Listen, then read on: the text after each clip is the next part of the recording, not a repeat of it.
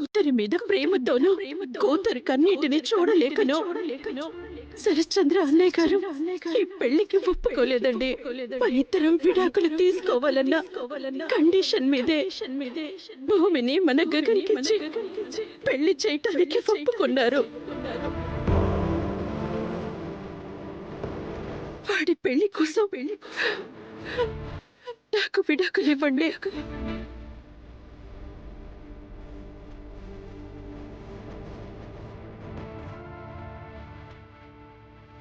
అపూర్వ వదిన చెప్పిన మాటలు వింటుంటే భయం వేస్తుందండి.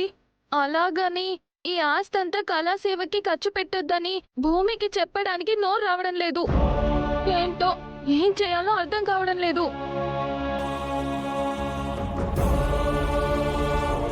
ఏంటండి నేను ఇంత మాట్లాడుతుంటే మీరు ఊహా అనరే? ఏంటి శారదా?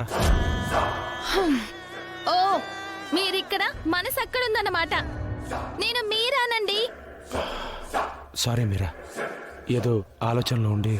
ఇంకేం ఆలోచనలుంటాయి లేండి. రండి, భోంచేసాక కూడా తీరిగ్గా ఆవిడ గురించి ఆలోచించొచ్చు. నాకు ఆకలిగా లేదు. ఏ ఆవిడ ఆలోచనలతో కడుపు నిండిపోయిందా? అలాగే అనుకో.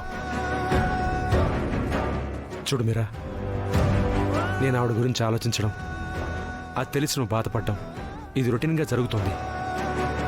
వీటన్నింటికి ఫుల్ స్టాప్ పెట్టేద్దామా? అదేలాగో.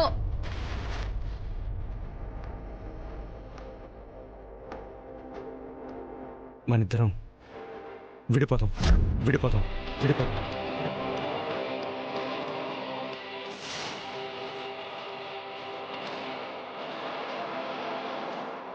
విడాకులు తీసుకుందాం. ఏమంటావు? అనడానికి ఇంకేముందండి? మీరు నిర్ణయం తీసుకున్నారు కదా, ఇక నన్ను అడగడం దేనికి? అది కాదు మీరా, నేను వద్దండి, ఇంకేం చెప్పొద్దు. ఇలా నన్ను అడిగే బదులు నేను నిద్రలో ఉన్న